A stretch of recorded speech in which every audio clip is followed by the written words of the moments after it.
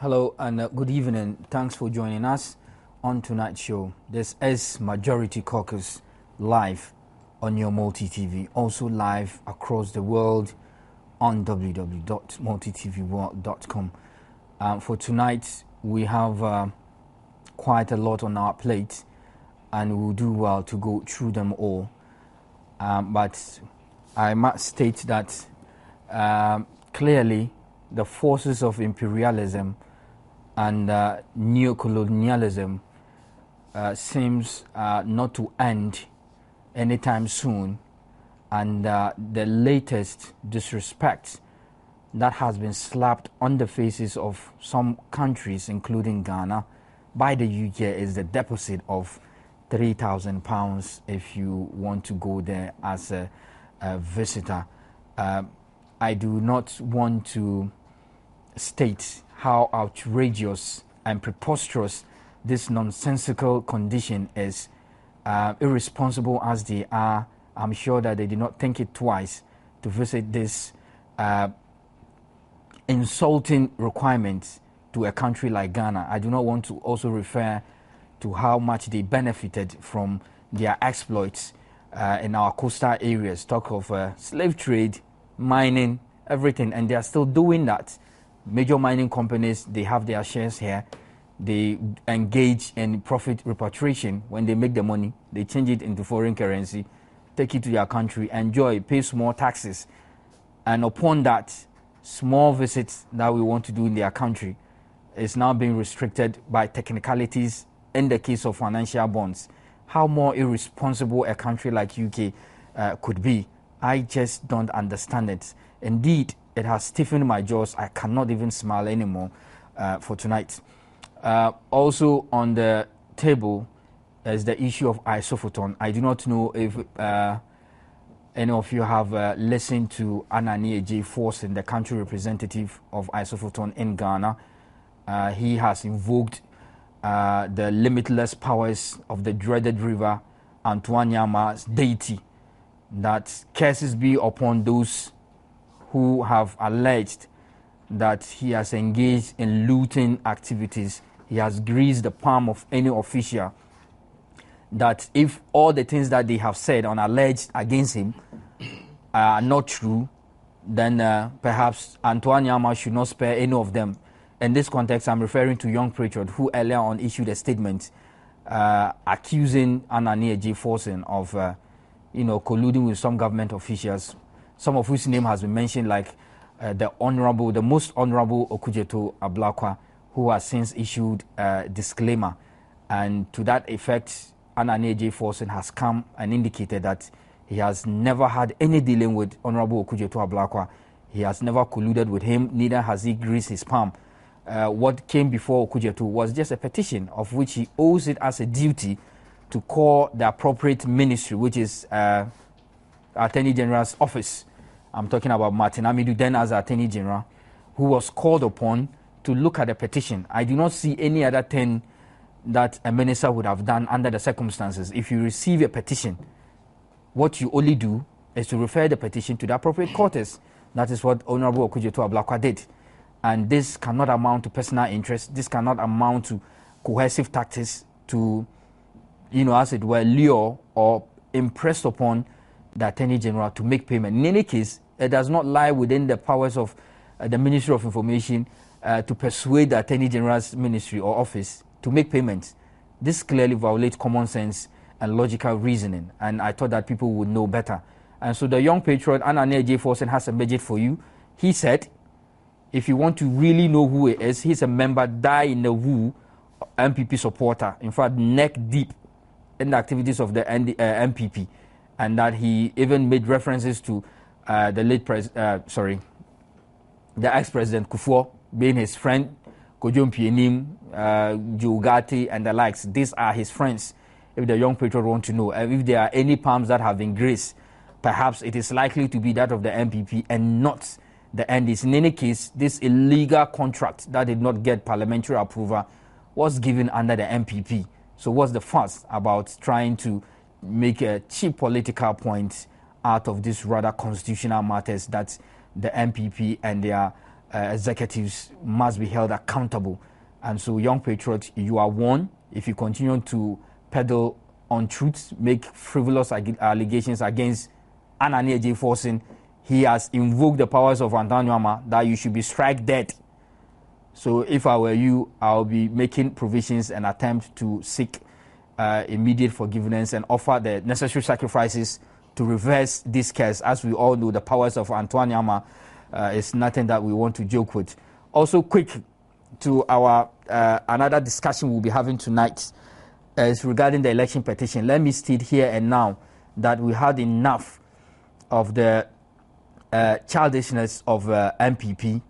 I think that the lack of seriousness and this whole election petition has reached a point where we cannot take it anymore, and that we must state unequivocally that the MPP is taking Ghanaians for a ride.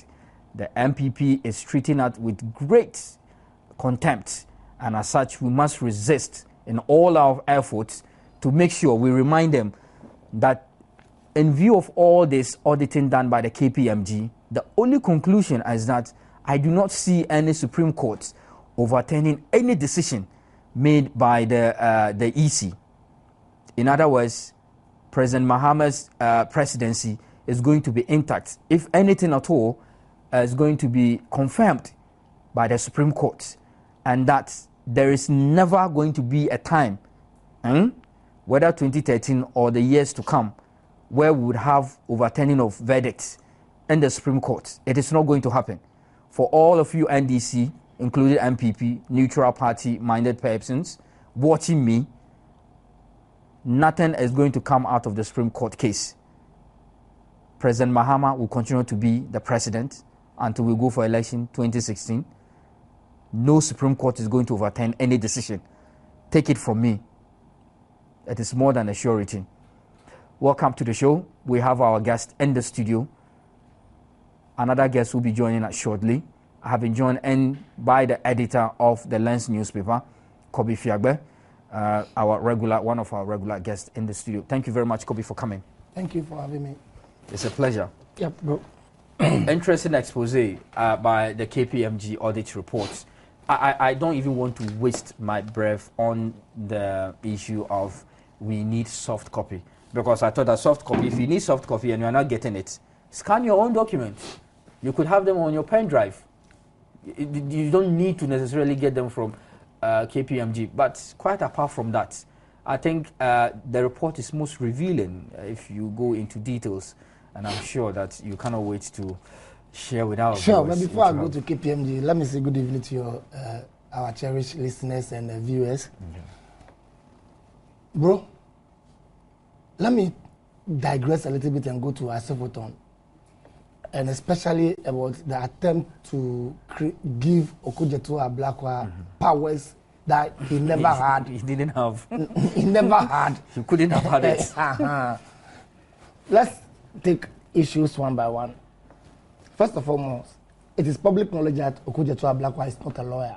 Absolutely. Now, how a non-lawyer can presume to be acting, giving a legal direction to the law master of the government, the Attorney General, who is a full minister, and a non-lawyer who is a deputy minister? I mean, when I hear things like that, I just say that, well, maybe it is lack of appreciation of governance, the structure of governance, that will make somebody presume that a deputy minister who is even a non-lawyer, assuming that he's a lawyer, you could say that maybe he's a senior to the Attorney General at the bar, or maybe he's a colleague of the Attorney General at the bar, and therefore he's expressing a legal opinion on a matter to the Attorney General. Do you understand? But how a deputy minister who is a non-legal person can offer a legal opinion and direct an Attorney General who is a full minister that pay?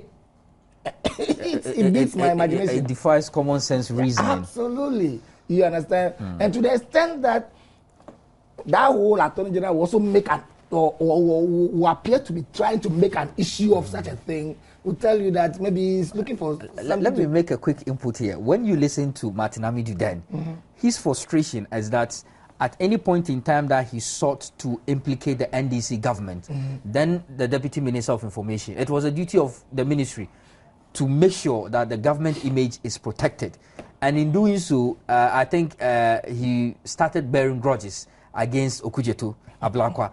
And so that's how come and his problem with Okudzeto really is that Okudzeto is a small boy, and that he should have asked the minister then, who is John Akologotia, to have called him at Namidu and not a direct call from the deputy, and that Okudzeto has overgrown his wings. I mean, this were a petty reason and very personal, if you ask me. No, for me, they had nothing to do with the case. For me, it's okay to the extent that you realize that the man is beneath you in terms of powers, beneath you in terms of influence, beneath you in terms of structure and governance and all that. It's like my son telling me, Daddy, please don't give mommy money. Then I go and make an issue of it in public. I say, my son even asked me to give my wife money. I mean, how ridiculous. So for me, I just thought that I should point out this to the public that, look, there is no issue there. People are just looking. Okudzeto had been very effective as a Deputy Minister for Information, and his effect has worked, culminated in the victory together with all other people who worked. You understand? And so I can understand why some people will hit him with a passion. I can understand that. I can understand why they would now want to go after him and say he should resign, he should be prosecuted and all that. Very because he's really a thorn. He's been a thorn in their flesh. And he hasn't stopped being a thorn in their flesh. He'll continue to be for a long time to come. So that is the context. Master, KPMG. I wasn't surprised because, like last week on Thursday we were here. Yeah. And I said that I had a sneak preview of the report as it was going to be laid and all that. And I made it clear that there is going to be people who have a lot of dust on their faces because in the end, the whole charade, the whole idea of trying to create the impression that, look, we presented 11,842 blatant lie. Well, let me put this. It's a blatant posturing. You understand? Just to confuse people and look. And I can understand that kind of mindset. I can understand the mindset that says that, oh, these papers are so many. These people they will not have time to go through them. So let's push it in. They didn't realize that the guys are going to be very meticulous. The Chachuchikatas, what's the name? 10 liters and their teams would be meticulous and take each pink sheet and check it thoroughly. They didn't realize that. They thought that the guys would just come and talk to the specifics and talk to the law and do what we call ball college and move on.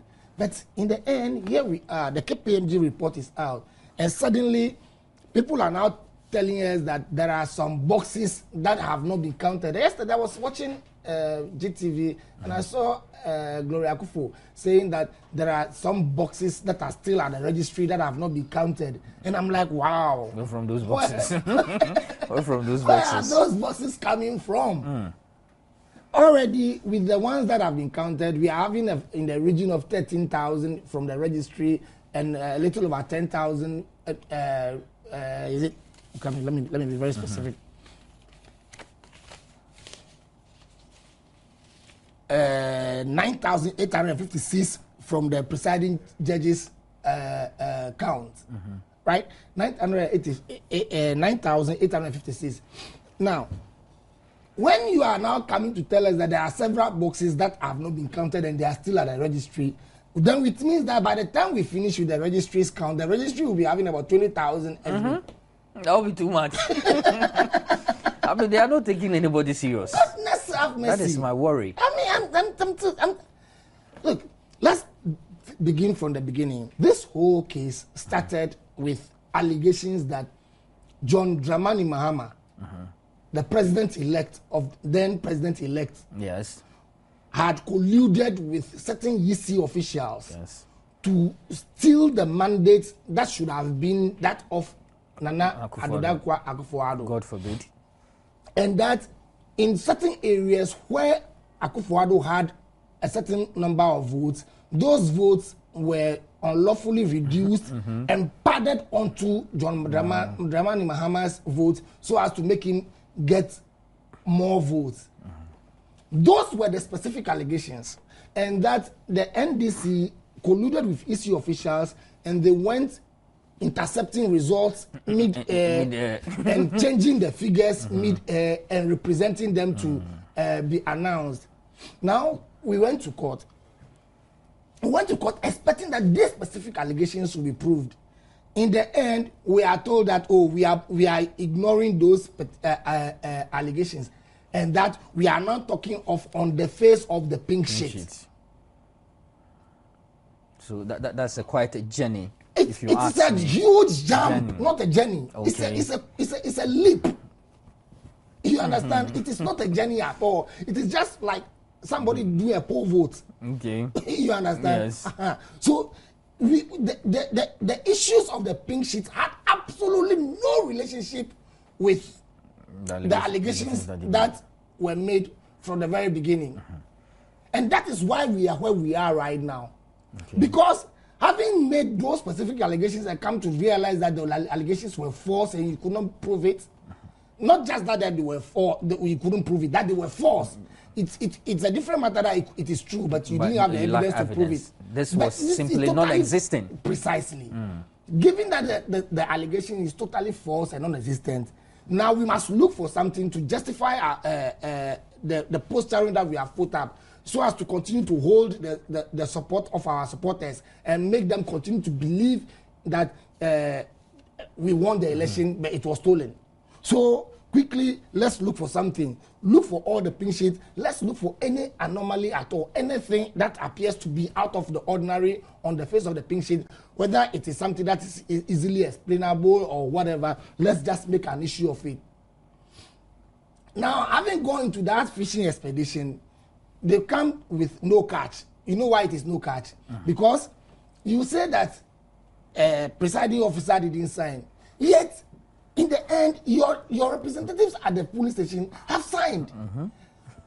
And you say the results were intercepted midway and changed. Meanwhile, the results that were declared at the police station were the same that the DC declared. So at what point were the results changed?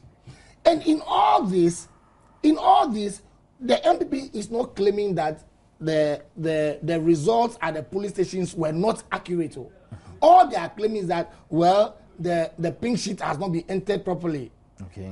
The presiding officer did not sign. What's the name? The number of people who were verified should not have been entered in where it has been entered. And somewhere should have been blank. It is equal to zero. Those are the laughable things that are going on in court. I insist that the Supreme Court is taking its good time to listen and go through these things, because for us it is something that must establish ground rules for tomorrow. Nobody knows how tomorrow somebody will also come and say, I'm challenging a result, an election result. Yeah. And so a certain ground rule must be set. And this is a fine opportunity for the Supreme Court. And to that extent, otherwise this matter, like the Kenyan one, would have been thrown out a long time ago, like the Kenyan one. Because really, most people are wondering, perhaps the time is ripe for the respondent to file, no case, in court, an application of no case.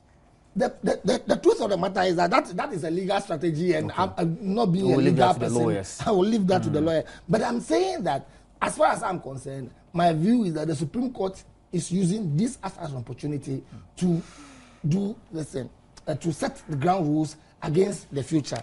Now, while all this was going on, and when disgrace began to stare our friends in the MPP in the face, then what do?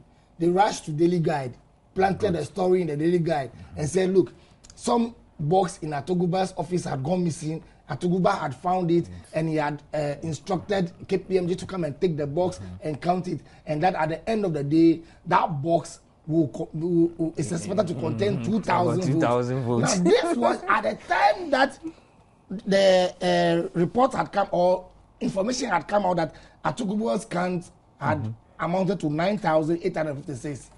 That information had come out. So now if you come and say that you expect 2,000, then it means that 2,000 votes on pink sheet should take the Atugubu's tally to 11,000. 11,000. That's so that was the whole purpose of that publication. The whole purpose of that particular publication was to say that, you see, even Atugubu's pink sheet amounted to 11,000 plus. And that there is a box that is going to be opened and is contained 2,000. That's the whole purpose of that publication. Indeed. Fortunately, our people were very alert. We were very alert, and we followed the matter. And it came to, and this is what KPMG said on the matter. Good. By a letter, and this is on the page 13 of the KPMG report. Okay. By a letter dated 11 June 2013 from the Supreme Court and signed by Millicent Boateng, Secretary to the presiding judge, it was brought to our attention, our here refers to KPMG, that the presiding judge's copies of exhibits for the series range MBP 3836 to MBP 4796 was not included in the exhibits that had been brought to our representatives to be used in the cross-check exercise. The letter further stated that exhibits MBP 3836 to MBP 4796 and exhibits MBL 1 to 357 were retrieved from the presiding judge's office for verification by the Supreme Court registrar on May 2, 2013, and that though exhibits MBL 1 to 357 were returned to the presiding judge's set, exhibits MBP 3836 to MBP 4796 were not. Okay. So it means one box was returned, two boxes were taken, one box was returned, the other was not. Now, we are informed that the MBP 3836 to MBP 4796 exhibits were informed that MBP 3836 to MBP 4796 exhibits series was then kept in the exhibits room. Consequently, we are told that MBP 3836 to MBP 4796 series of exhibits was included as one of the exhibits presented to KPMG to commence counting of the pink sheets on 20th May 2013. What it means is that that particular one that should have been returned to Justice Atugubu's office but was not returned was added to the registry's copies. Okay. And so the registry's boxes of exhibits. Okay. And so it was counted among those that the registry. But let me finish the reading. Okay. This means that MBP 3836 to MBP 4796 was not used as one of the exhibits ranges for the purposes of cross-check. You understand? Yeah. But it was used among the registries. Okay. Listen. And now, guess what was found when that thing was counted as part of the registries? Listen. This is it. MBP 3836 4796. The number of actual count from box by KPMG 786. Which means even the range, the range from the 3,000 to the 4,000 was even problematic. Very.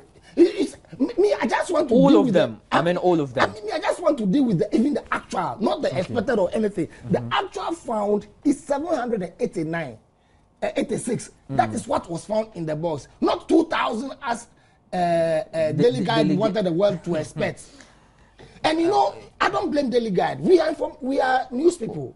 I do. No, but I'm a newsman. In the press, yeah, so I'm a newsman. I do. I act upon information that is given me. Sometimes you believe yourself so much that you don't do the needed cross checks and all that, because given the person and the level of trust you have in the person, when it gives you a certain information, you want. So I don't blame the Daily Guide so much, but it is also obvious that somebody was trying to use Daily Guide to create a certain impression. That is my belief. That is a and Daily Guide has been. I mean, Daily Guide has been known to go on a crusade to make this government unpopular, regardless of whatever achievement. So I have no doubt in my mind that it's for misuse. So now, look here. If you add 9,000 856, you add 786 to that figure, you are not going to get 11,000. Certainly not. You certainly will not. You are not going to get 11,000. And if you take that same 786 out of 13,928, you still are not going to arrive at 11,000. So it's significant if we, in mathematical terms. Precisely. Now, so the whole attempt now to create the impression that there is one box missing and that box contains and I'm sure that is the box that Gloria Akufo was yesterday referring to, that there is some box somewhere. She doesn't know that box has already been factored into, it has been counted. It was added to the registry's count as far back as 20th May. That's long ago. That's part of the 13,000. Precisely. It forms part of the 13,000. That is in the registry. You understand? I'm not sure she read the report. I'm not sure.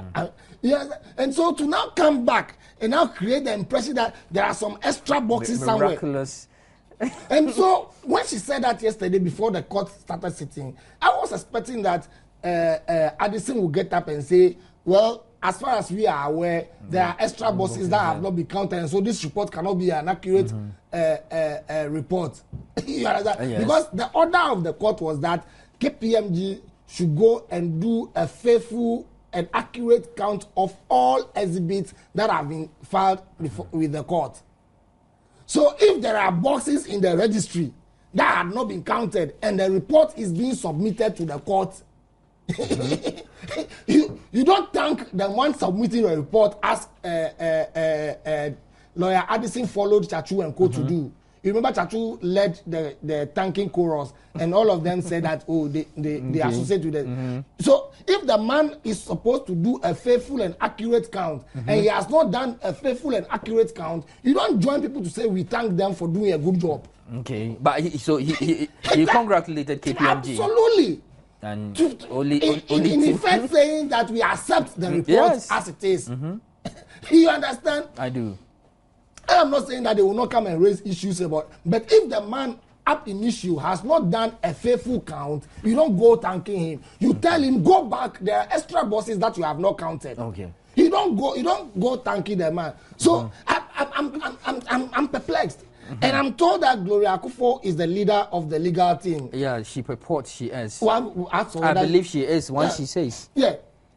Because she's senior to all of the people, and at the bar, they take seniority very seriously. Absolutely. Now, to the extent that Gloria is or Madame Gloria Akufo, because she's not my colleague, so I don't have the permission. You are not in the law profession. No, I don't have the permission to use the first name like the way as though we are friends.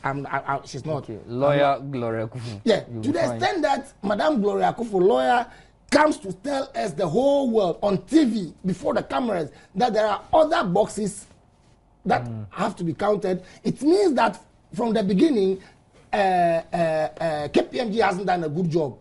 Okay. And therefore, KPMG has not done the full and accurate, faithful counting that the Supreme Court has directed that they should do. It means the petitioners really are speaking from different directions.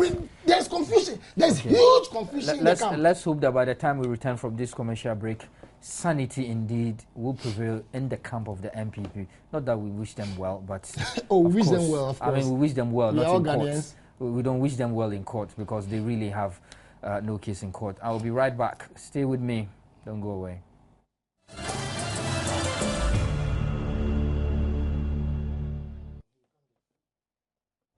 Hello and thanks for staying with us. This is Majority Caucus live on your Multi TV, also live across the world on www.multitvworld.com. I have a slight reservation about some of the, I don't know if it's commercials, but you see people's in an uncompleted school building constantly being run by Multi TV.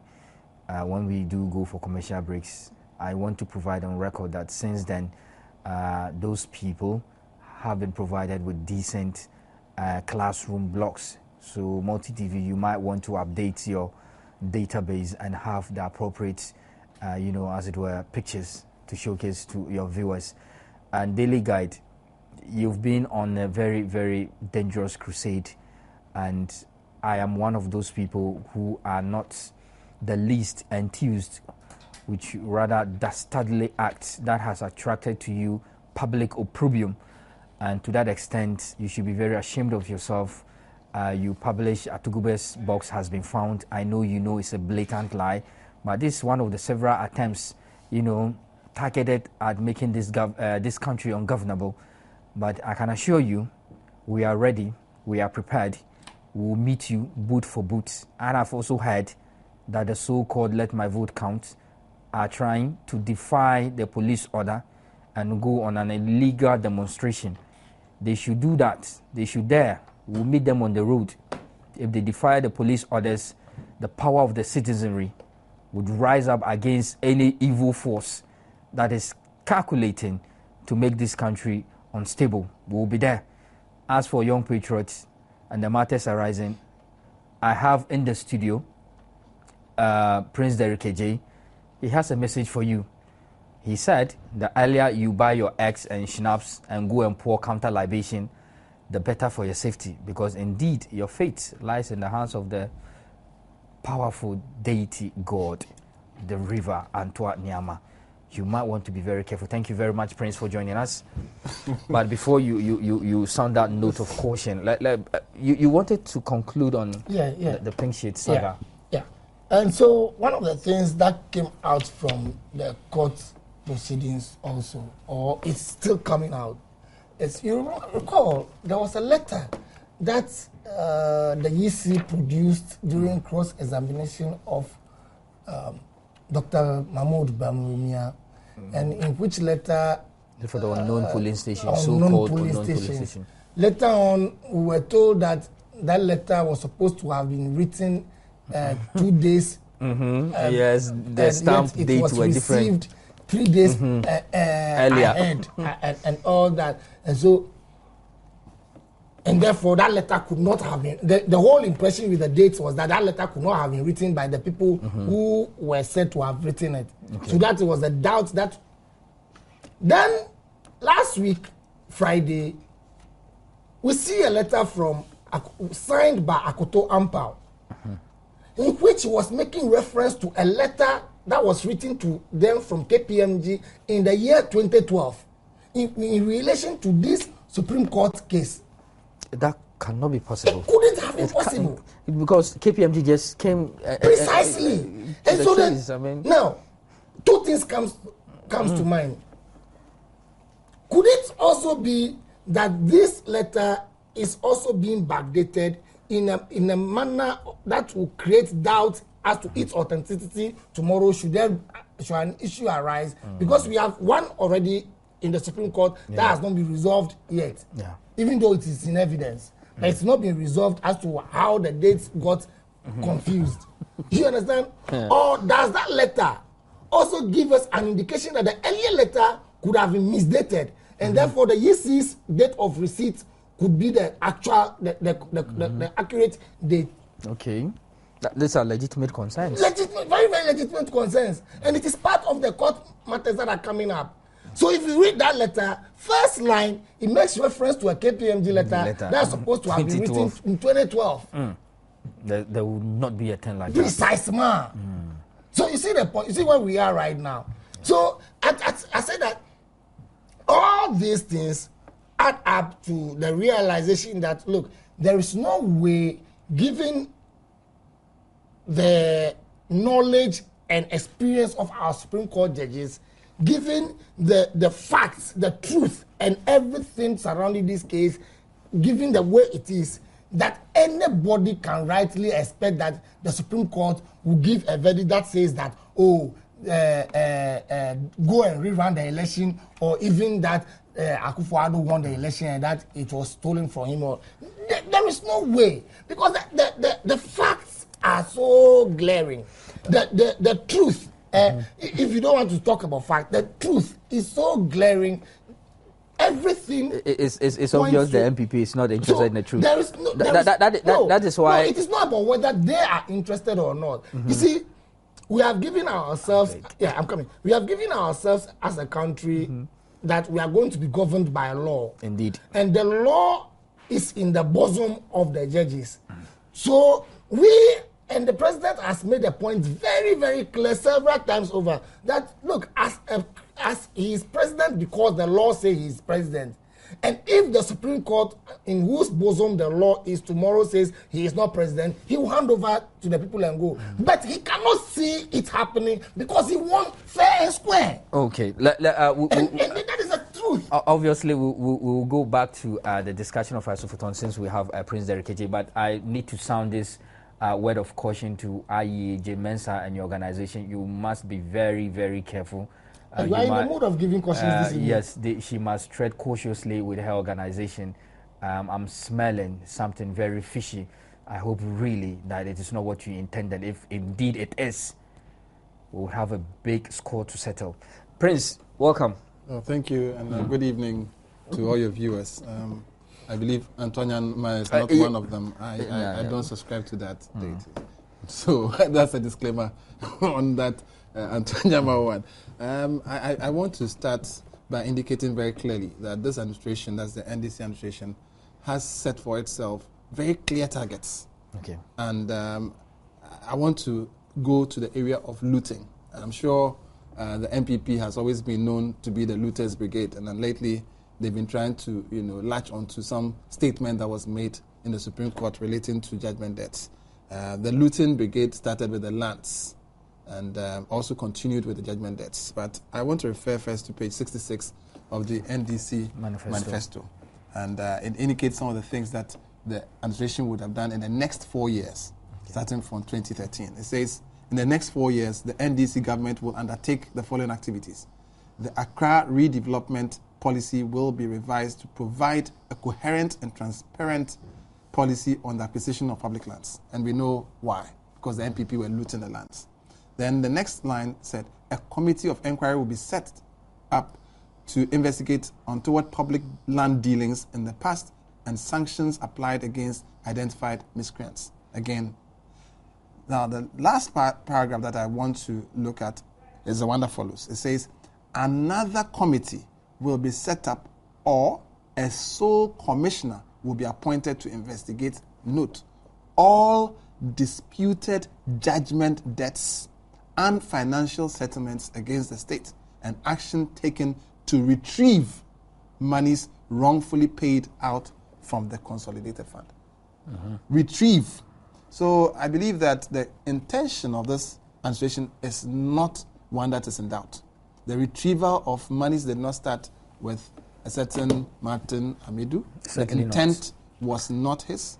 Indeed, prior to his retrieval of any monies through the court system, the Attorney General currently, in the seat, that is Mrs. Marietta Brew Piopong, had retrieved some judgment debts and was on course to retrieving all the others as per, her brief that had been given to her by His Excellency President John Mahama. And before that, several Attorney Generals, including Martin Hamidou, had been given the same brief by His Excellency Professor John Evans Atta Mills of blessed memory and former President of the Republic of Ghana. Now, these judgment debts have come up very strongly lately because of the Supreme Court rulings and the NPP spin that it's tried to put on some of the things as though it's a victory for the NPP. In fact, the NPP have attempted to even annex, Mr. Martin Hamidou as though he was an NPP member, and nowhere has he ever said that he's defected. So I think that, if the NPP wants him, it's his choice and it's their, business. But as far as the NDC is concerned, and this particular government is concerned, its intent is to retrieve all, not some.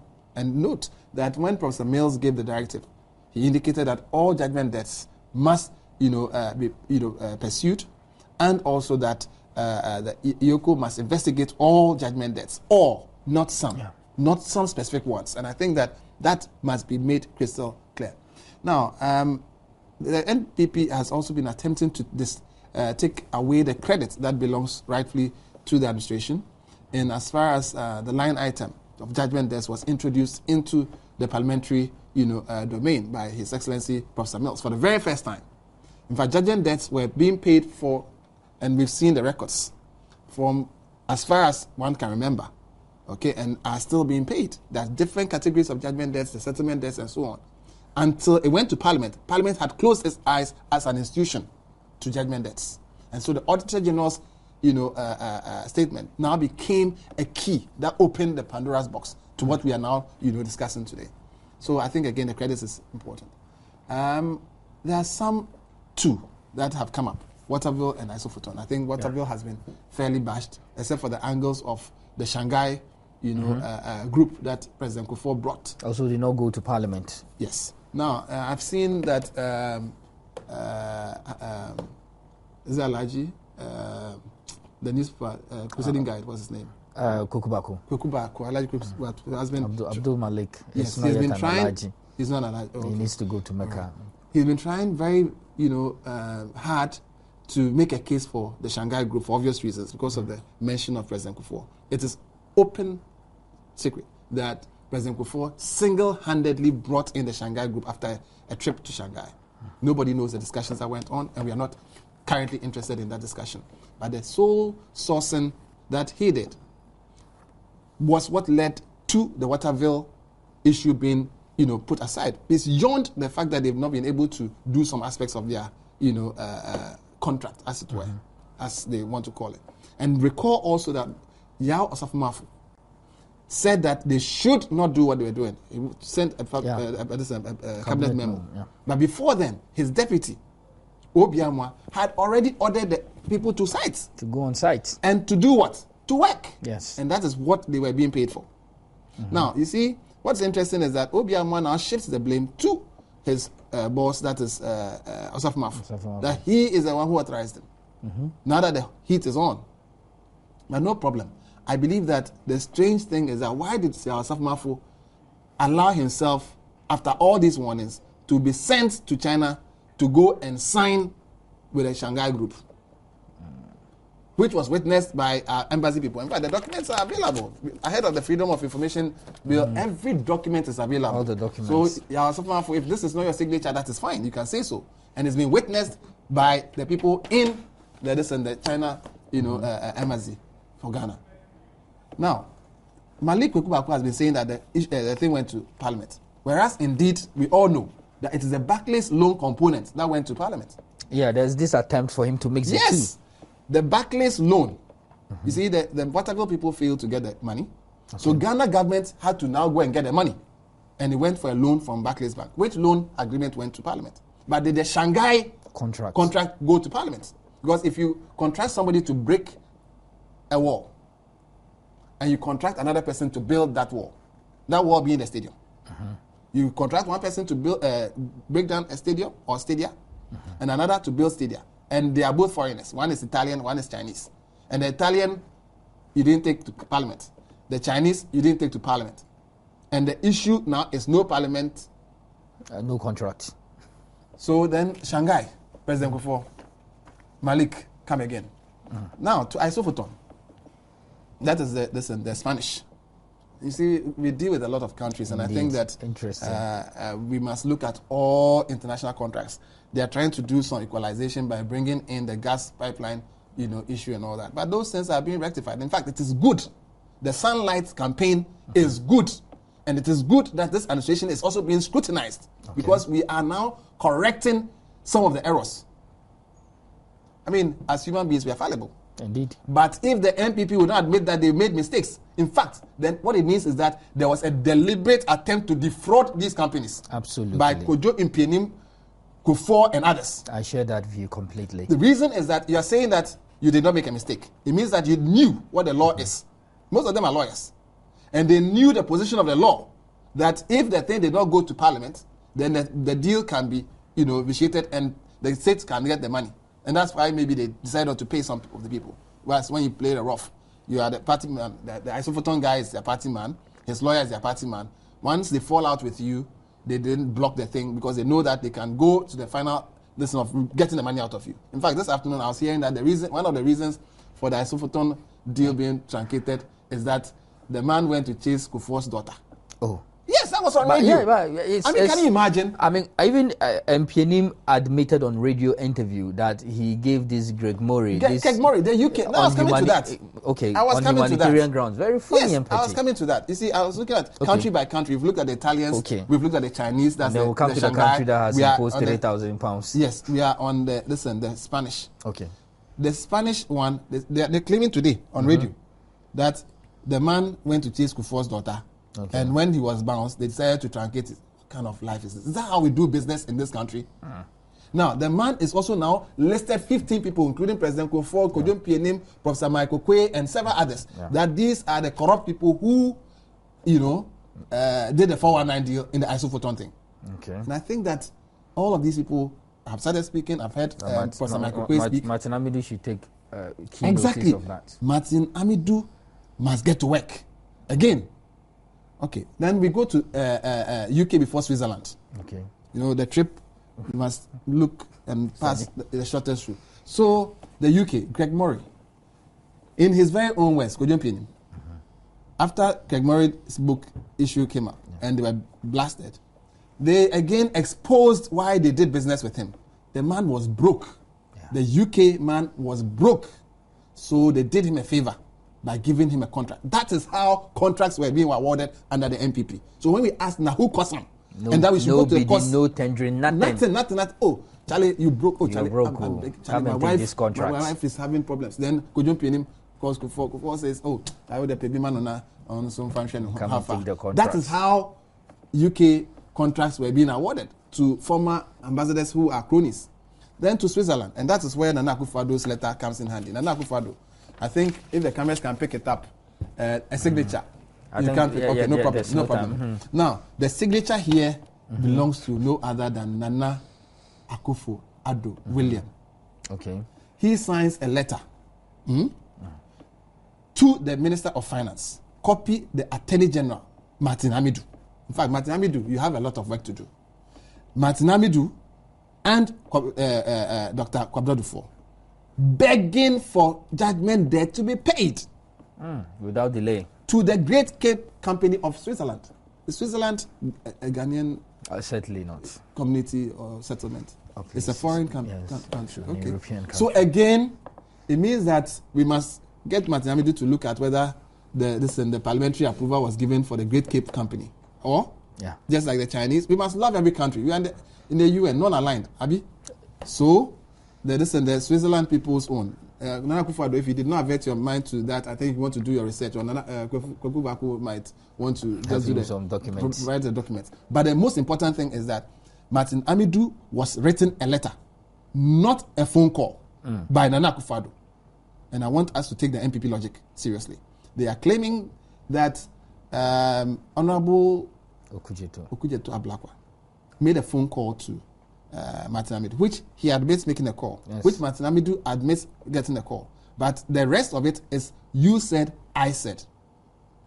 This one, dito, letter. Is there. Is there. No dispute. Nana Akufo-Addo has admitted his signature to this letter, begging for judgment debt. Martin Amidu, what do you have to say about this? Is he your contemporary? A former minister? Is your contemporary? No problem. But the issues that he's asking for overpayment of judgment debts, people have been paid judgment debts, and he's asking for an extra $1.1 plus million to be paid. Martin Amidu, do you have, a point on this? But I think that Honorable Okujeto's issue also must be, put in perspective. He was then Deputy Minister for Information. He was the one in charge of the Sunlight campaign that was shedding light on this judgment debt that nobody knew about. He made all these issues come to the fore and be debated. In fact, he was inquiring about the status of a petition that the ministry had received. I don't think there's anything wrong with asking about status of things. Minister of Information seeking information from any ministry so that he can make it public. In any case, those who are taking him on, are they interested in the Freedom of Information Bill being passed? Not too long ago, Nutu was saying the moment it comes in Parliament, within 1 week it will be passed. These people want information. Okujeto was seeking information to give to them. What is wrong with that? I even wonder, really. So I think since we don't have too much time, I'll wind down. I won't go into the other countries, but I think that there's a tall list of countries. The only sad thing is that I think that the way we are going around this with the political lenses, especially from the MPP, a lot of companies are going to be very wary doing business in Ghana. Yeah. That is the downside of this. But the good thing is that Ghana is retrieving some very good cash that can be used to develop this country. Okay. That is if they've been wrongly, applied. But who wrongly applied those monies? They have questions to answer. Then there's who caused some squad, the looting brigade, and then whom caused. And you see, sadly, a lot of these monies that they made, they used to loot the lands, and they bought it cheap. If you go to the land list and look at the names that came up. We'll have the special session for that. I know you're an expert. Yeah, the land list, those whose names come up. Including the Chief Justice. Some of the very same... Sorry? Including the Chief Justice, who later gave it up. Oh, the Chief Justice's own... We have a foreign affairs... Thank you very much for passing through. Thank you very much, Kobe. And we'll be here, God willing, on Thursday. As for the threatening phone calls, insulting text messages, anonymous phone calls, keep coming. We'll keep receiving them. What you need to know is that we still remain unperturbed. We will match you word for word, boot for boot. Only God knows what the consequences will be. Thanks for watching. Bye-bye.